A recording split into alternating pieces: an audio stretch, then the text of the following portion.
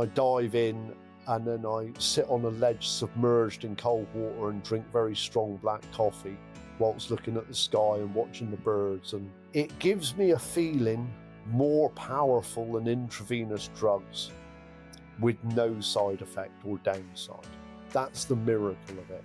Yeah. So I've developed a way of living that gives me proper highs with no lows. That's the question, isn't it? How do I feel? I'm the luckiest man on earth.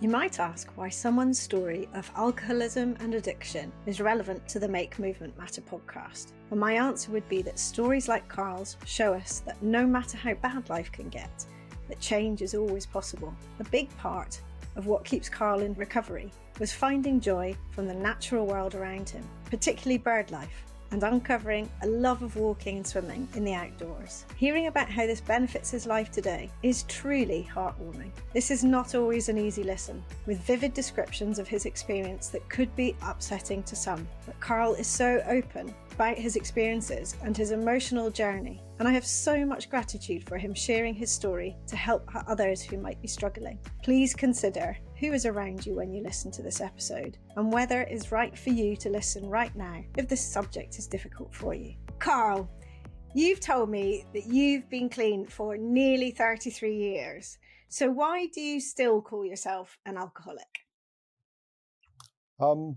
Because I believe it's an illness that I still suffer from. So I have a daily reprieve from that, which is contingent upon adopting healthy attitudes and beliefs to keep the illness at bay. So if I didn't do those things, I would just be an angry, mad bastard. Okay. Really. So take us back to, you call it pre and post recovery. Correct. So take us back to pre-recovery, if you will, and tell us a little bit about what life became. How early? Up to you. It started early. So it was definitely childhood. Terrified as a child of being out. I still remember, a lot of people remember their first day at school. Mine was abject terror. My mum took me to the gates, left me there, terrified. And that continued with most life events up to and including getting into recovery at 27 years old. So everything frightened me. Interactions with people, birthday parties, school, both schools. I got expelled from 2 secondary schools. Expelled from one and not allowed back to the other. So it's like a polite way of being expelled. So yeah, it was terrible. And then I drank occasionally as a small child, like at 8, 9, 10 years old. We used to have something called Asti Spumante on the table, which only older listeners will know. A revolting drink. And my grandparents also drank Matthias Rosé. And then we used to have snowballs at Christmas, vodka and lemonade, a truly disgusting concoction. I loved it, and I would have as much of it as I possibly could. Covertly, I would steal it. When the dishes were being done as a child, I would take drink. I used to drink the miniatures from my granddad's drinks cabinet. My gran and granddad raised me, and and then so I went to college after the expulsions and things. I went to art college, and I've talked a bit I do pottery again now. I went to do ceramics, and I went to the pub on the first day there and probably only had 3 pints, but went back to college in the afternoon, felt fantastic, and drank and took drugs almost every day for the next 11 years to not feel terrible. Yeah. That's it. Feels That's like the only reason it makes didn't make it better. Sense. No, but stopped me feeling quite as bad. And where did the fear come from, do you think? I believe that's how I am. So I believe that if I was an 8-year-old now and my mum took me to a doctor, I would be diagnosed with non-specific anxiety disorder or some whatever the modern take of that is. I'm not right. I wasn't right as a child. I was still in nap. I was put back into nappies at 8 or 9 years old for constant bedwetting and it. But we were told to buck up, which that is true. That is, he'll grow out of it, but I didn't grow out of it at all. It got worse. I don't feel, I say this, I've not told anyone else that. My fiance doesn't know that about the adult, grown up, big child nappies. I don't feel any embarrassment. I was everything petrified. I think that happened when my gran and granddad separated because of his adultery. And Right. my gran and so my mum and dad had separated, then my gran and granddad separated too much for a little kid who was frightened. Yeah. So I took drugs. Yeah. That quite simple. I started drinking, taking drugs, and never stopped. So from the point of college onwards, then until how many years were you drinking and taking drugs regularly? 11 years, so nearly all the time. So I drank for 11 years. I took what I would call ordinary drugs for 11 years, and I had an intravenous drug habit for 9 of those years. That's going to make me cry, obviously. Wow. It's rubbish. It's proper rub. And so that means that only for the first couple were you not taking intravenous drugs. yeah, And so actually the cliched slippery slope was actually very quick. it didn't feel like a slope to me. Drop off. It felt a high. Oh no, from day one. Not, Yeah. and I'm not talking about the intravenous. I took unlimited amounts of drugs prior to being an intravenous drug user, which was just as catastrophic. It was just a different way of doing it. Yeah. It brings different health issues and stuff like that. But I'm not going to say that if you take them intravenously, it's worse, because I was already terrible. But it has a different thing. You end up with needle fixations. And I started basically doing that in 1982. So I used through the start of the HIV crisis in this country, and we used to use one needle between 10 people in a ladle. So our drugs were in a ladle, and we rinsed it out in cold water and shared it. And I still remember the day I was called up to the office in my first rehab, and they said, "You've come back negative." I mean, I thought I had HIV. I bet you were almost sure. Yeah, positive. Yeah. And I thought I would have hepatitis and HIV without any shadow of a doubt. And I weirdly, and I'll tell you more later if you want, but I've come through the whole 11 years with no physical scars or maladies at all, having broken all my limbs, all the HIV thing. So I was going to talk about what was at the time, what was the effect on your body particularly? Yes, so it changed. So I'm chronically allergic to alcohol, but I'm driven by an obsession to drink it. So my body reacts badly. So I'm sick all the time. So I would be, by the time I was 18, I was already on Antabuse, which is a terrible aversion therapy that they don't use very often now, I don't think. So that if you take alcohol into your body, it makes you violently sick. And I'm not talking ordinary sick, I'm talking 10 times food poisoning style. So I used to take my Antabuse and then go to the pub because I couldn't stop drinking. So I'd be sick. And that damaged my stomach. And this is all with a psychiatrist and stuff. And I mean, this is by the time I was old enough to drink. This is by the time I was 18. But all through the whole 11 years, I mean, it's fair, I would be sick more than 6 times a day.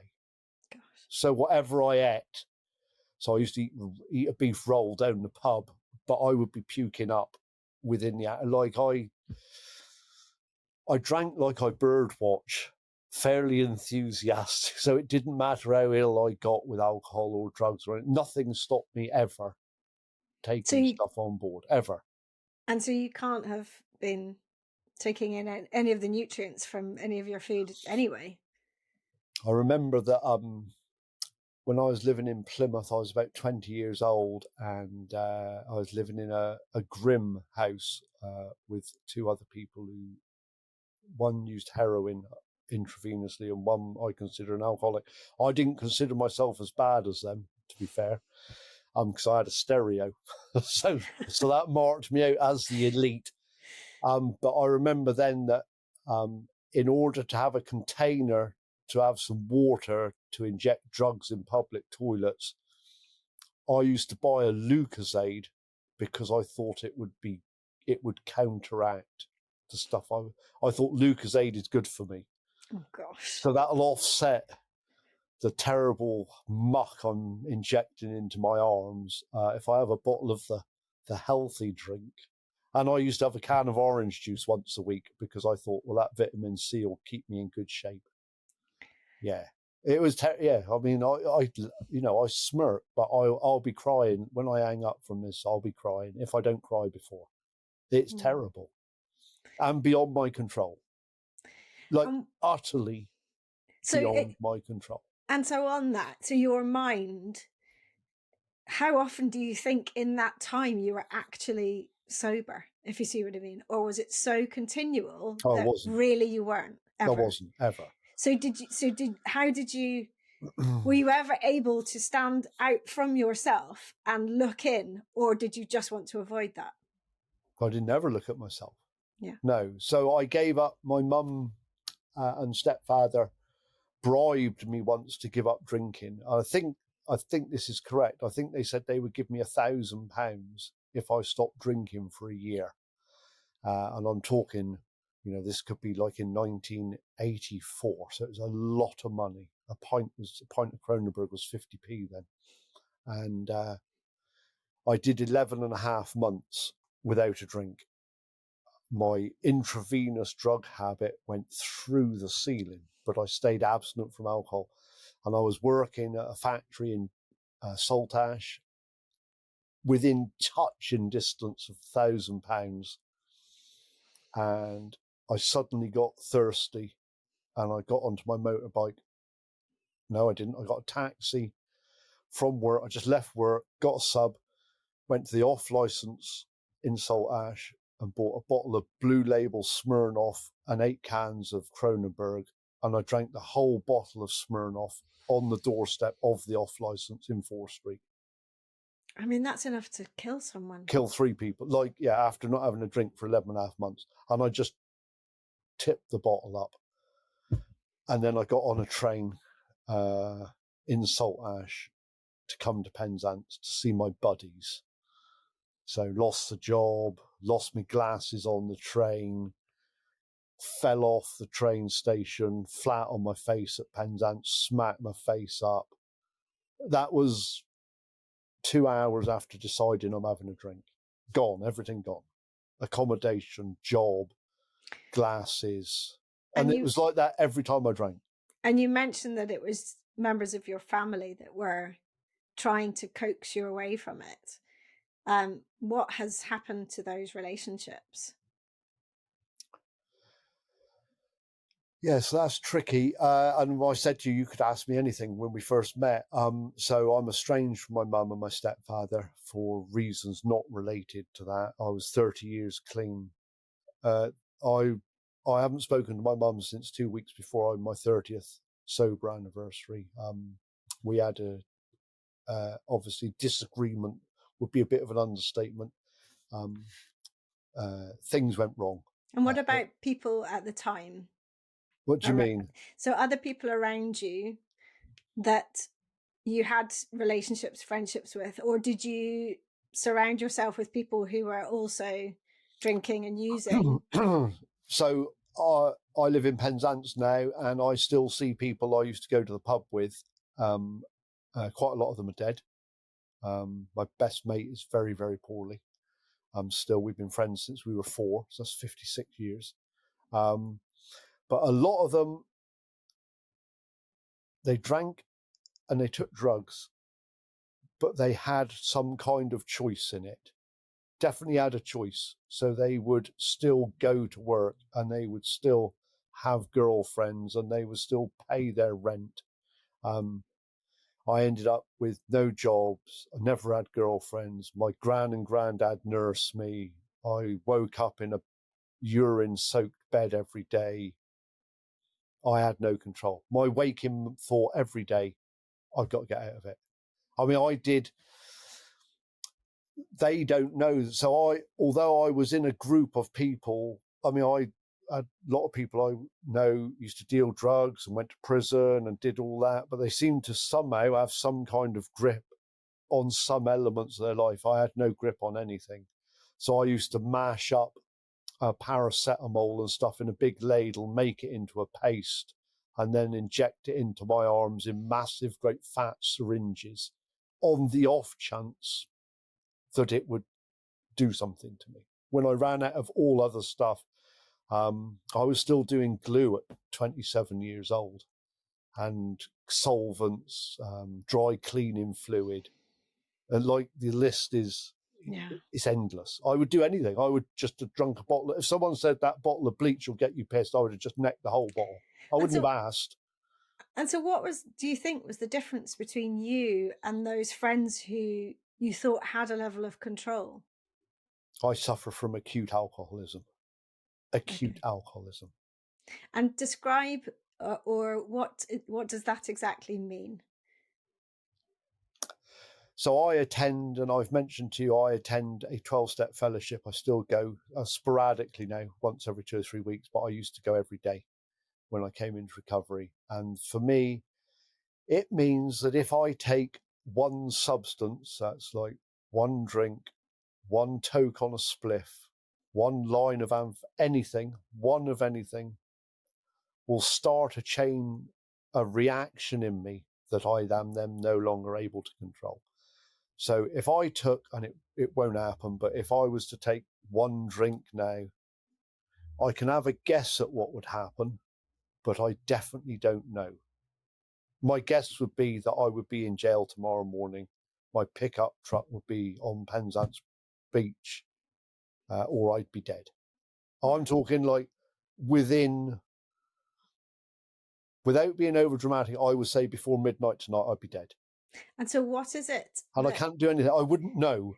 No. Anything. It would have taken over you. And it starts before the drink. So that's why I do the stuff I do that we've talked about briefly. It's why I walk a lot. It's why I say my prayers. I don't go to church, but I spend time thinking good stuff. I do a bit to help others. It's not going to happen. I put more effort in now than I did 33 years ago, although it doesn't appear so. That's the knack. That's the trick. Yes. So what was the turning point that from one day to the next put a big stop to everything?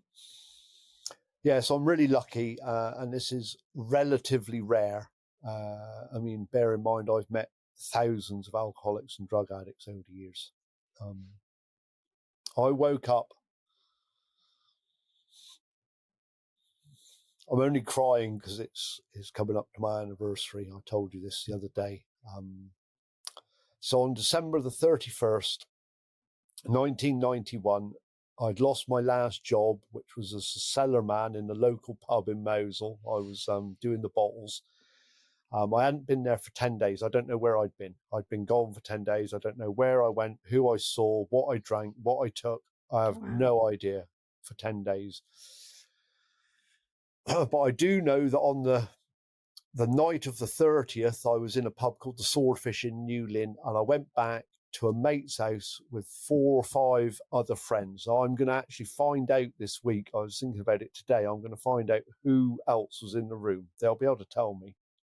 And the last knowledge I have as a using person was I had my arms, we were in a circle with our arms around each other, drinking neat Jack Daniels out of bottles, dancing to Fisherman's Blues by the Waterboys. And that's my last. And I'm really glad, because I believe that I was destined to have that drink that night and to be safe. So I woke up, I had somewhere to sleep that night. I didn't get beaten up. I didn't go to hospital. I didn't piss myself. And I woke up on the floor behind someone's sofa the next morning, and I opened my eyes, and weird as this may sound, I made a decision on the floor that I'm going to stop drinking and taking drugs at that moment. And I've never used since that day, which is why I cry all the time, because that will be December the 31st this year, 10 o'clock in the morning. I will be, as you know, I'll be on a beach in Thailand. I'll get up really early, and I'll either be with my fiance or my AA sponsor, who happens to live in Thailand. And we won't do anything. We'll sit somewhere very quietly, have a cup of coffee. But I probably will do that on my own. Yeah, I was going to say that's probably more Yeah, fitting to do that. And what the rare thing about that is, most people try and get into recovery and they detox. And I didn't detox. I didn't do anything. I stopped. I've never had anything since that moment. It's almost like it happened to you, in a sense. It's like something shifted and changed. And, you know, sometimes people would say, you know, something really dramatic happened. But I suppose, thankfully, you avoided what could have been the most dramatic thing happening, which is you losing your life ultimately. But I'd had so many, like, near misses. Yeah. I had motorbikes.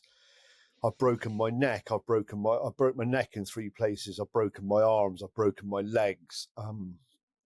When I broke my neck, I fell into Mousel Harbour and went over the railings and fell about 12 feet and landed on my head on a concrete slab. Oh my goodness. And broke my neck and my left arm. And 4 days later, my father, my blood father, fell over in almost an identical spot in Mousel Harbour and broke his right leg and his right arm. And so a week later, we walked into the pub together with our arms round each other. So we had a broken arm each on the outside, and he had a broken leg and I had a broken neck. Oh, I laugh, but that's just horrible. It's not funny. No, this is my dad. And you're so lucky, both of you, quite frankly. So well, he died at 54 from complications from alcoholism and drug addiction. Okay. Yeah. Me and my dad used to share needles, which is not healthy. I don't care who says what about anything. That's a very, very unhealthy paternal figure. You know, I'm not blaming him. I was doing it way before I met him. He wasn't in my life. It just turned out that when I did meet him, we went off and had a good old use up together. So since your recovery, which I'm sure was an incredibly tough time for a long time, as it still is, big question, does it get easier as time goes by? Yeah, so I knew that I wouldn't use again. Based on that moment on the floor behind the sofa, my mind was made up. I didn't know how I was going to not do it, but I had a moment of clarity. They mention it in Trainspotting, which is like a top film, but like I had what alcoholics call a moment of clarity. So I saw my life exactly as it was, not as I dreamt it to be, not as I imagined it to be. I saw it. And I've not found staying clean difficult at all in any way, but I've found dealing with life very, very challenging in lots of ways. But the actual not taking drugs or alcohol has not been difficult for me. I don't use. So in rehab, I used to say to people, people used to stand by the gate in Plymouth, and there was a white line across the gate, and you could see Tesco's with an off license in it, and people would be out there chatting about, oh, I don't know whether to leave or not. Am I allowed to swear? I think you already have. And I used to say, well, fuck you. If you're going to go to the off license, I'm going in to play backgammon. And I didn't, so they weren't friends. I didn't talk to anybody ever who talked about relapse, taking drugs, how they used to be. They were dead to me. So you had to surround yourself with people that would not challenge what you were doing. Yeah, all the time. And in rehab, that's obviously very difficult. So I don't know the numbers, but basically my primary care treatment had about 36 residents. And of the people who were in there in my first week, because it was an ever rotating group of people, because people finished before, if they'd been in before me, and it was about a 10 to 12 week session. Out of the people who were there in my first week, 2 of us made it to the end. 2. So people came in with pills shoved up their arses and, tucked into the stitch in their suitcases. I didn't even say hello to them. And if anyone's in group, if anyone said, oh, Karl's being, I don't care. I couldn't give a shit what you think. You're talking about using, I don't like you. I was extremely unpopular. I'm pleased. I don't care. I'm still laughing now. To protect yourself, but you were doing it to protect yourself. And in the secondary care unit in Western Super Nightmare, as we call it, they had, we used to have peer evaluations. And if someone had been doing something that was not within the rules, but there was some flexibility on the outcome of that, every time I voted, kick them out.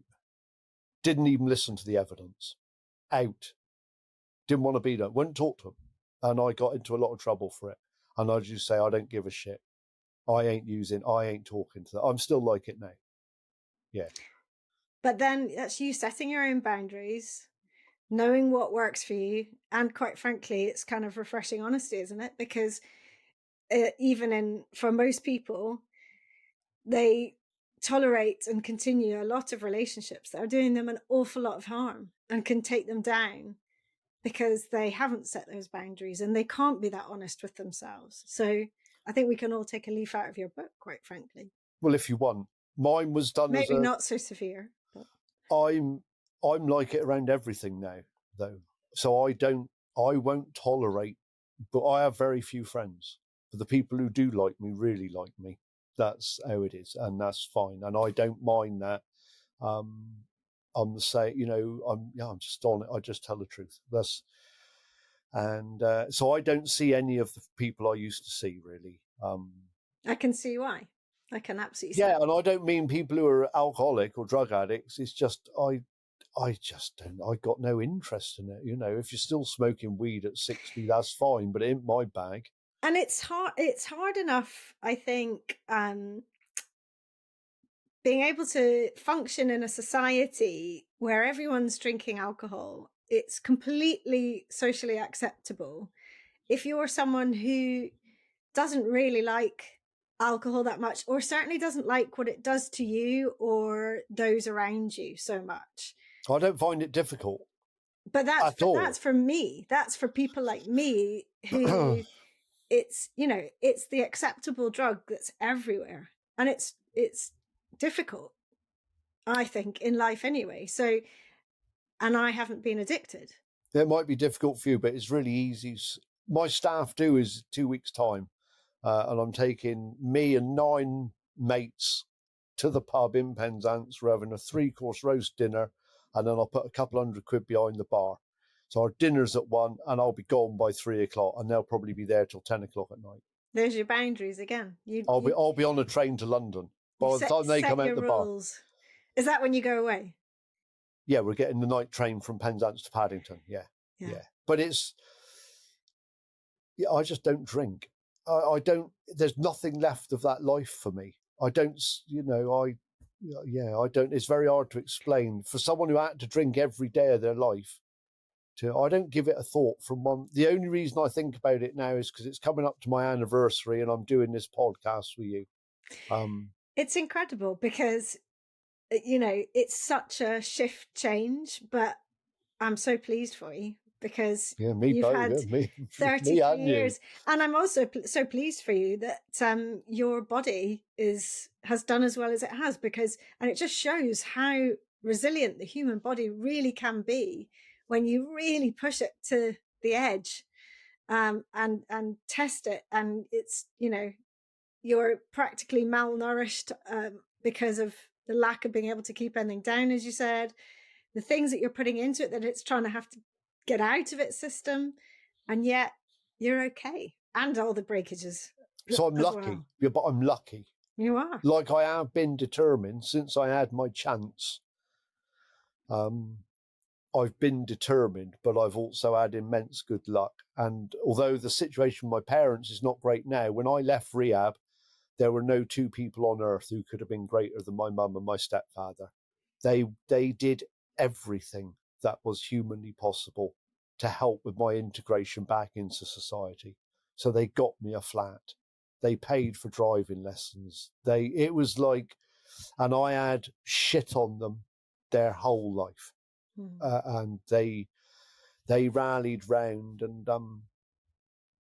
I did a thank you thing when I was 20 years clean. I wrote to the 20 people who had the biggest role in my recovery, and I said, I wrote a covering letter, and I said the names are drawn randomly. They're not in any order of importance apart from the first two names on the list, which was my mum and my stepfather Peter, because they were so much higher than everyone on the list. I mean, they used to visit me in rehab, in primary care, every Sunday. And my mum used to come in.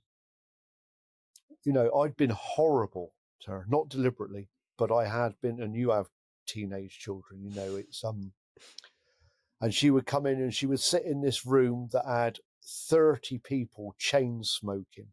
I used to smoke 100 or 120 Marlboro a day at the time in rehab.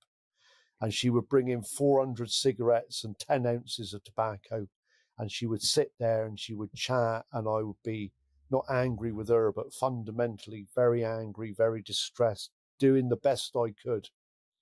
And when she went, they have to go home, and they had to undress by the washing machine and put all their clothes. Yeah, I mean, I'm talking 30 people chain smoking for 24 hours a day in that. Well, it wasn't 24 hours. We weren't allowed to be in there between 10 and 6, 10 p.m. and 6 a.m. But for, and then the driving lessons and the flat and all this, and they gave me bits of work and they paid me, so I had a lot of help. But I went to 10, 12-step meetings a week for the first 5 years I was clean. So every night, and Thursday lunchtime, Saturday lunchtime, and Sunday lunchtime. And when I got a job, I dropped down to 9 meetings a week. So, I mean, I have been determined. Like, nothing was going to stop me. And that still applies now. You can hear it. You can hear your determination. I've arranged to go to a meeting in Minehead this coming Friday night when I go to Exmoor hiking for a week. I've already arranged with someone to meet them there at that meeting, and I've been going there for 20 years.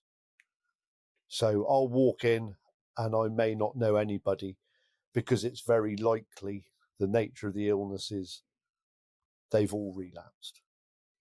I hope not. I hope there's a couple of people I know.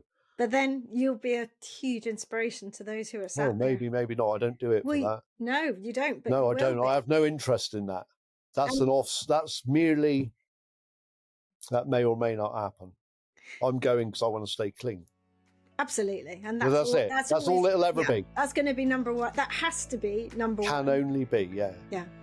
Just taking a quick pause because I want to tell you about a new offer exclusively for listeners of this podcast. If you'd like to improve your mobility, strength, and learn more about moving well in daily life now and to train for your 90s, come and move with me in the Reclaim Movement membership. There's weekly live coaching in term time with hundreds of replays available, as well as hordes of 5 and 10-minute mini movement videos to follow throughout your day. I'm offering you a 15% discount on your first month's membership on top of the 7-day free trial. Go to reclaimmovement.co.uk/membership to create your account and quote the code podcast 15. Let's move together to feel better and keep doing all the things you love. So let's talk now about bird watching. About your birds and about I love birds. Your birds and the outdoors. And you sent me a lovely photo of you swimming out in the sea. Tell me, what is it about the outdoors and nature that you found that brings you so much joy? It's definitely latterly. I've always been into, since I cleaned up, even from day one. I used to go out. I used to go and sit on Plymouth Hoe. I didn't go in the water; it was too cold. But I didn't realise then it was not that bad. But I've always been outdoorsy. I'm a roofing contractor, so my working life is outdoors all the time, and it's built over the years. I just find it now, and we touched on it a bit before. For me, it's the perfect antidote to the modern way of living. So when I hike, I don't take a phone with me. My missus says, she said, you should have a phone in case you fall down a mine shaft. I said, I'd be better off with a coil of rope, wouldn't I? Mobile phone's not going to do me any good.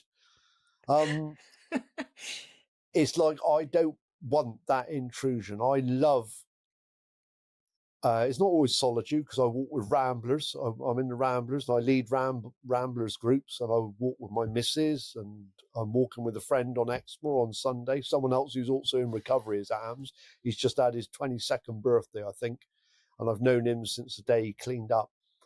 And but it's just that aware, and we've talked briefly about it. It's that awareness of what's going on around. So when I spoke to you the other day, I went out then and I was just walking down where my missus lives on the estate, and there was a sycamore leaf on the floor and it had like 12 colours in it. I couldn't believe it. It was like, you couldn't say it was orange or red or brown. It had the full range of those autumnal colours in one leaf. I just picked it up and I was amazed by it. I mean, looks a bit mental, but I don't care. It just filled my heart with joy. And that's one leaf, and that was when I was going for the swim, and I went in. I throw my flask into the pool, into the rock pool, and then I dive in, and then I sit on a ledge submerged in cold water and drink very strong black coffee whilst looking at the sky and watching the birds. And it gives me a feeling more powerful than intravenous drugs, with no side effect or downside. That's the miracle of it. Yeah. So I've developed a way of living that gives me proper highs with no lows. And I believe at my core, I am always someone who's going to need that I need a lot of stimulus. I've got a 66-inch 4K television in front of me. So I don't have an ordinary television. It's like being in the... I've got 72 speakers in front of me. I've got £1,000 headphones. If I'm going to be stimulated, I want good stimulation. I don't want noise and clatter. And I just like to see and hear things as they really are. And I live on Penzance Promenade. The sky this morning, I thought I was going to have to pull over and take a picture because a great big ball of sun just came up over a flat sea, and it's like December the 3rd, and it was I love it. I just love it. I'm going a bit all emotional, And so what? Tell me about a couple of your trips that you've done since, and how did you get your fixation on bird watching particularly? I don't know. Because you told me the other day that you were actually quite cruel to birds when you were younger. I was horrible. Well, I was cruel. Generally cruel. Yes, I was cruel. I was not a nice... I still believe that most people who... I don't, I'm not a psychologist. I believe that all people who are unpleasant are frightened of stuff. That's what I believe. I don't want to be political, but there's a certain ridiculous man in Eastern Europe at the minute. I believe he's just frightened, but he just happens to have a big army in a big country. It's that sort of stuff I believe down at heart. And I'm very happy to say that I used to be frightened. And so the bird thing and the nature thing, I went to when my marriage ended about 8 years ago, I was very dissatisfied, not with my marriage. She's great. I saw her today, actually. I cleaned her gutters out today. But I found myself rudderless.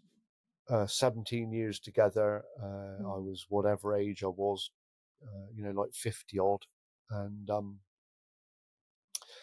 was reading a paper at work and it said best places for expatriates to live. And it said Ecuador. So I just packed up my tools and drove home to my laptop and booked a flight to Ecuador on the spot. 20 minutes after I read it, I just booked it. 3 weeks in Ecuador. And was terrified, I have to say. I read up on Ecuador then. I was talking to somebody about this today. And so I arranged it and I booked somewhere to stay and I bought my internal flights. And I was at Schiphol Airport at Amsterdam. And I was so frightened, I thought I would get off the plane in South America and a kid would walk up to me with a big gun and put it to my head and he would take my camera and my money because I read it off the internet. And I was afraid, fundamentally, I have these fearful things in me. Anyway, none of that happened. I went there and for me, an incredible time. I actually met people, I approached people to talk to. I remember chatting, there was a group of girls in the hostel. I mean, I was about 50 or 51 and they were all in their 20s. And I was sat on my own in Oslo and I just said, can I sit with you for dinner? And they said, yeah. And I can't, it's very hard for me to describe the difficulty of that movement to actually stand up. I had a big mohawk at the time. Which, it was a ridiculous haircut. And they said, yeah. And then they joined me up for Facebook. They took my iPad off me. I didn't want to go on it. And they signed me up for Facebook. And we stayed in touch for 2 or 3 years. And it was really nice. And so I really branched out. And I saw eagles and I went to a bit of jungle. And then I went back for 3.5 months, which was a game changer for me. I rented a house 4,000 meters up in the Andes. And I had a veranda that overlooked the valley of volcanoes up to Colombia. And I used to get up and make coffee and sit with my binoculars and I learned to just be quiet. Yeah. So I had very few distractions. The internet was terrible. I did have a little speaker, but the internet was sketchy, thank goodness. And I used to walk into town. I'm talking like a 1,000-meter walk down and really hard to come back up. It's very high altitude. And I just started really embracing being. It sounds like a terrible hippie cliche, and I don't like hippies much, and I don't like cliches at all. But I really I learned to just be on my own, just be okay. And as part of that trip then, I had the privilege of going to the Galapagos Islands for a month, which most people go for a week. Well, I spent a month there. I rented a place there, and it was really mind altering. And I made a decision there. I saw lots of great things, and I did a cruise, and I went snorkeling every day, and I swam with sharks, and I did loads of cool stuff. But the biggest thing that happened was I made a decision that when I came back to Cornwall, I would look at everything with the same eyes that I'd looked at it while I was in the tropics. It was like, our wildlife is great here. We're surrounded by it. And I used to think, oh, they're just gulls or they're just this. And that's not true. They're all great. And I've just turned into an observer of nature, really. It sounds like you decided that life and particularly this incredible natural world just can't be taken for granted, and that you wanted to treasure everything that was around you. And obviously just that one story about the leaf shows that. And it is incredible to hear from someone who's been through what you've been through, where in theory the highs are meant to be so incredibly high, so much more than you can ever reach in without those stimulants.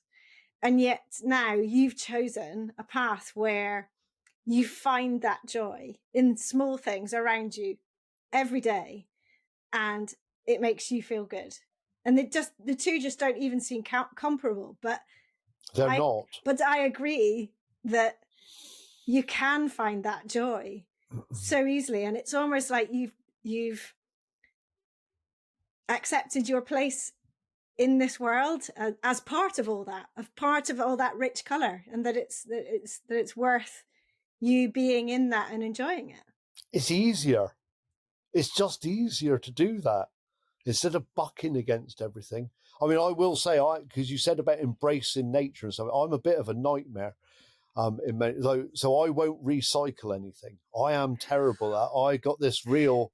I'm not doing it. It's nonsense. It's too late to save the world by putting 5p on a plastic bag. Like when my missus goes away, I chuck everything in the bin. Like I won't recycle anything. Oh, but not when she's there. No, she makes me. But I don't recycle. But in my own house, I don't recycle. I'm not protecting the oceans, and I'm not doing all that stuff. You know, that really surprises me. Yeah, maybe. Yeah, well, I like to be surprising. I'd be bored if I wasn't. It's and I drive a big pickup, a big diesel pickup, and I'm flying to Thailand, and I flew to the Falklands last year, but I don't bleat on about it. That's what I see as the difference. I don't tell anybody else they shouldn't fly. I know a lot of people who want to save the planet, but they're always pissing off somewhere on a plane to go and do it, and I got no time for those people at all. You should be honest about it. You are. So I'm not a good egg particularly. I just I love what I see. Yeah. And you obviously now respect your body in an entirely different way than you did before. So when you are walking, swimming, and moving, how do you feel in that body that has been through so much? I'm sorry. No.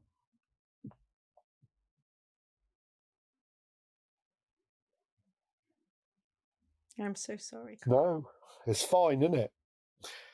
That's the question, isn't it? How do I feel? Yeah. I'm the luckiest man on earth. I have no twinges. I sent you that picture. You can put that picture on the podcast. I've never said that to anyone before. You can put it up. When I was 21 years old, when I lived in that house in Plymouth, I made a decision to have a bath. I'd not had a bath for over a year. And I had loads of abscesses all over my body. And I ran a bath. Bear in mind, bath, I was filthy and covered in sores. And I ran the bath, and I got in the bath, and I could see my spine through my stomach showing up. Oh, my goodness. And I made a decision that day. I say this for its comedy value, and my decision was, I'm never bathing again. I didn't decide not to take drugs or not to drink. I made a decision never to see my naked body again. Not to confront the reality that was not seeing it, no. And when I went into secondary care, I had in Western Super Nightmare, I had 3 mirrors in my bedroom and my ensuite, and I covered all 3 of them up. And then I got grassed up by another resident in group, and my therapist said, I'll let you cover 2 up, but you must have one of those mirrors uncovered. And so when you say, how does it feel to be in this body feels absolutely banging. Like I wear shorts and t-shirt my whole life. I don't wear trousers at all. I like my missus says I've got a group of lady admirers because my legs are so fantastic. That may or may not be true, but I tell myself it is, of course. Enjoy it. Yeah, it's fine. And when I go to pottery, my apron is the same length as my shorts, so it looks like I'm walking around with no pants on. Like it's a kilt. Yeah, it looks like I'm just wearing a pottery apron. I'd like to have a pair of assless chaps on at pottery, so that when I turn round, so I cried. My body's great. I feel fighting fit. I've just been at my arm sore. I've just been for my Japanese encephalitis jab this For going afternoon. away. Yes, so my arm's a bit sore, but Keep it moving. Yeah. Keep it moving. I can't say I'm in peak physical condition. This thing behind me, this red thing sticking down, is my diamond member Slimmer's World banner. Because if I want to lose weight, I go to Slimming World and I lose it because I get a bit of a belly now that I'm 60. So yeah, my body's fantastic. I can't believe I have the body I do. And what do you think you have gained from the process that you've been through in your life? Everything.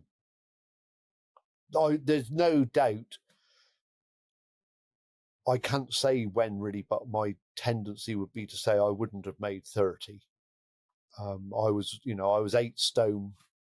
I'm 6'5", and I was 8 stone, so that's thin. I couldn't eat. I couldn't keep solids down. I wet the bed. I used to mess myself. My teeth were falling out. My teeth are falling out now, but I've had them for 33 years, longer than I thought. I mean, I had thousands of pounds worth of work done on the NHS while I was in treatment and when I first left, and I'm very grateful to those people.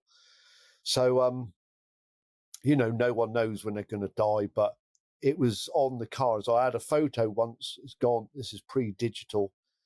They took a picture of me, my mates, when I was pissed up unconscious, and they hung a sign around my neck saying "Beyond Hope," and that was true. Everybody who knew me thought I was going to die in the toilets at the end of Newlyn Fish Market from an over. That's where I used to use when I was in the pub, because there weren't that many intravenous drug users compared with how many people took drugs. So I went in those toilets, and so yeah, I'd have been dead. So everything I have, when we finish this, my tea's ready to. I've got a curry I made. It's all ready to go. I should do that, and then it'll turn the big old telly will be fired up. I don't stay with my missus on a Tuesday night, and then I've got 12 hours of pottery classes tomorrow. So I couldn't be happy. I'm a happy bunny. I'm usually happy most of the time, most of my life. And would you say that you now love yourself? I think I'm fantastic. Good. Yeah, I don't think I'm particularly terrific in other people's eyes, but I have a level of self-care that I believe very few people are able to obtain. So I work a 4-day week. I work hard for 4 days. In the last 3 years, I've only worked 3 Fridays in 3 years. And that was because I had to finish. I didn't have to. I chose to do it to make going on holiday easier. So yes, I don't work a Friday. I work reasonably hard when I'm at work. And when I'm not at work, I don't do any work at all. I don't mix and match. So on a Thursday night, when I finish, I put my engagement ring on and my Garmin watch. I take my Casio cheapo work watch off, and once they're on, that's it. I'm in leisure mode, and I will watch birds, swim, eat. I eat well all the time. I'm eating well tonight.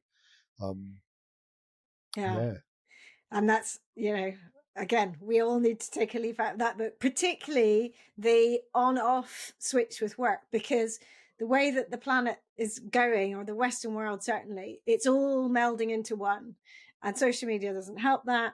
COVID and having to work from home has not helped that, because work hours just seem to be kind of whenever. And that's suitable for some, where you can work with your energy flows, but knowing when to actually switch off, and I mean literally, as you were saying, switch off, turn everything off, must be so good for your brain. And I think a lot of us do not get enough of that. It's a choice. So I don't see that as accidental. Yeah. I believe every single person has a choice in whether they do that or not. Yeah. And I choose to do it. Yeah. Yeah. So the only reason I take a phone out of this house is because the key card to my car park is in the back of my phone to get my pickup out. And I like listening to music until I drive to my destination, and the phone stays in the car. Yeah. So I am unobtainable. When I go to Exmoor next week, my missus isn't coming. I'm going on my own. And from dawn till dusk, I will have no communication with me at all. So if I fall down a ravine and die on Exmoor, so be it. Rather that than the alternative, Yeah. I've got a thing. I'd like to die by being eaten by an orca. Really, if I had a choice. So you're trying to arrange that? Well, no, because there's orcas in the Falklands. I was meant to be going back, and because I swam out there every day in really cold water, and people go, and I swim with sharks here. I've done 3 trips, but I'm doing my job now is for the lady I go shark swimming with.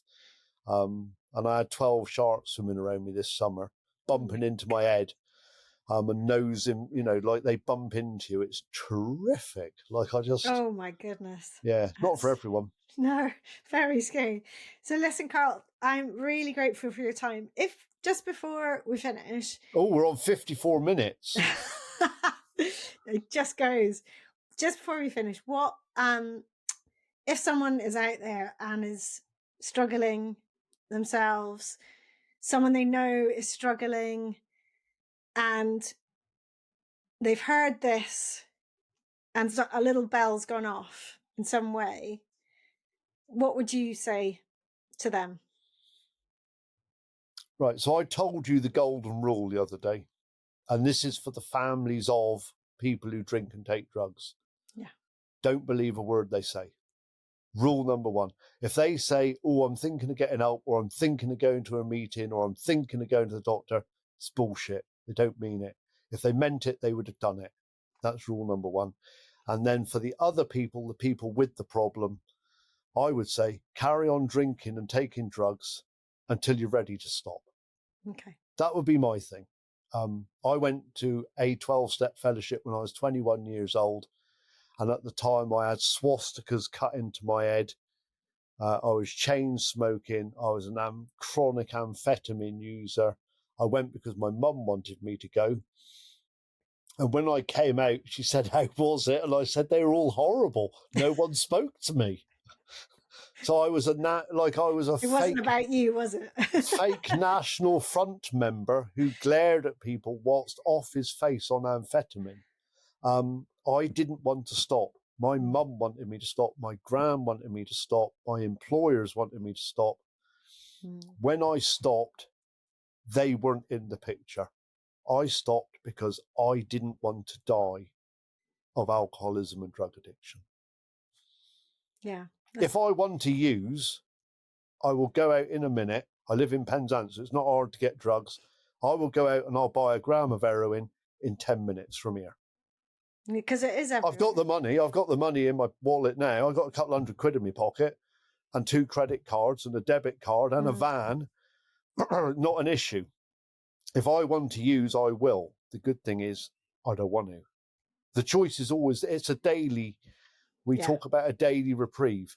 I don't actually think about it day on day. I mean, that's not the philosophy I use, but I know I need to do things. I need to be on the case. Yeah. Forever. And on the case for me means doing the stuff we've talked about, really. Seeing what's out there as it really is, Take the good, disregard the bad. I got no time for the down stuff. I just don't, it doesn't interest me. Thank you so much for sharing your story, Karl, because I know it's not easy at all for you, but... Well, it was easy. And even though you say you don't do it to inspire people, it is inspiring because it gives people hope that it's possible to make change, and that your body can bounce back from things, and life can be good again, and that's so important to know. You don't think they'll be put off by my jowly chins as one of the terrible side effects of not taking amphetamine anymore? Well, thank goodness they listen more than they watch, Karl. Yeah, I'm trying to prod that in. Yeah, I'll message you later. Thank you. All right, bye-bye. I hope you've enjoyed listening, and if you have, you can help by doing 3 things. First, press the follow button to tell podcast platforms you want to listen again. Second, please give the show a 5-star rating and leave a review about why you liked it. And third, I'd love you to share it with friends and family or on your socials, for which I'm truly thankful. Finally, if this podcast is making you want to start reclaiming your own movement, join me in the Reclaim Movement membership for classes, both live and by replay, and countless videos of mini movement breaks to add into your daily life, covering practical and fun, important natural movements. Visit reclaimmovement.co.uk/membership to get started with your 7-day free trial. See you for the next episode, and thank you so much for listening.